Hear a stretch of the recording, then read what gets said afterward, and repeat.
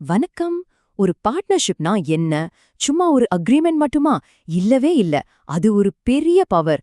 ஆனா அந்த பவரை எப்படி நாம மெஷர் பண்றோம், ரிசல்ட்டா மாத்துறது, அத பத்தி தான் நாம இன்னைக்கு பார்க்க போறோம்.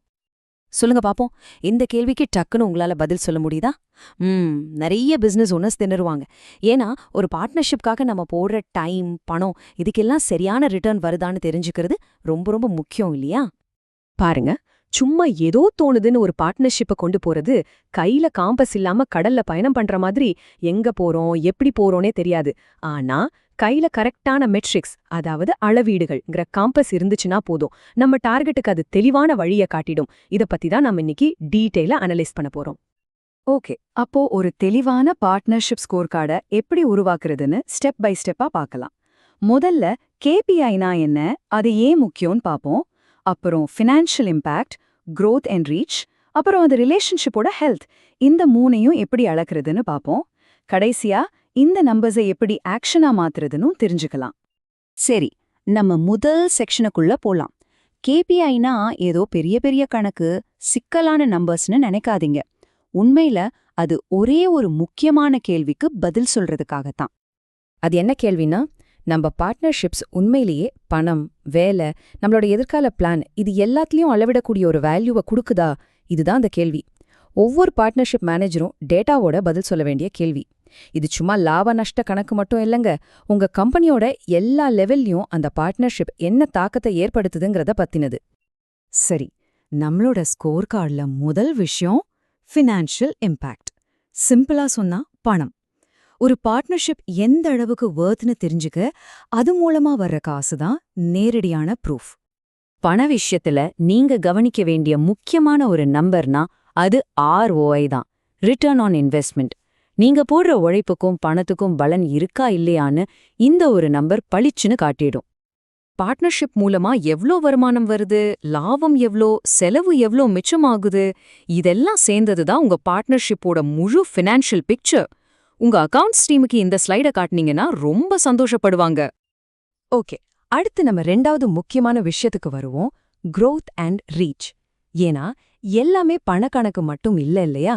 ஒரு நல்ல பார்ட்னர்ஷிப் உங்க கஸ்டமர் பேஸ பெருசாக்கும், உங்க பிராண்ட இன்னும் நிறைய பேர்கிட்ட கொண்டு போய் சேர்க்கும்.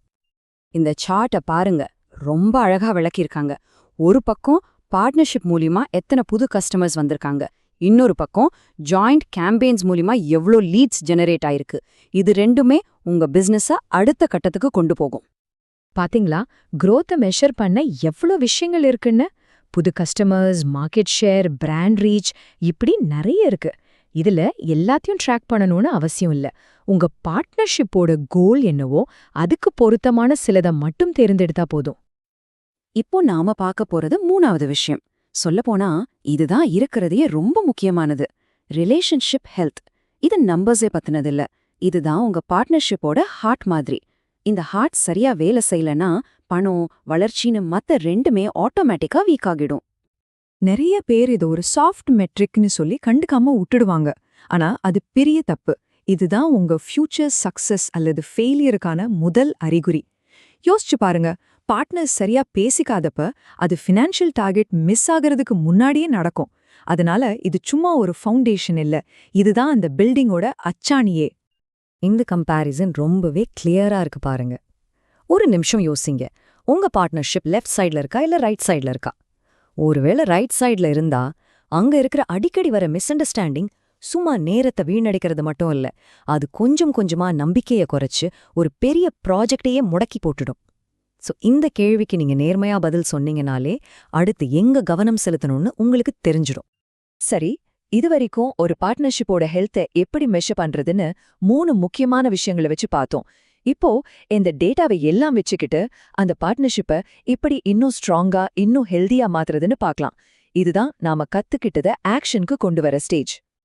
இந்த ப்ராசஸ் ரொம்ப சிம்பிள். மாசமோ இல்ல குவார்ட்டர்லியோ உங்க கேபிஐகளை ரிவ்யூ பண்ணுங்க.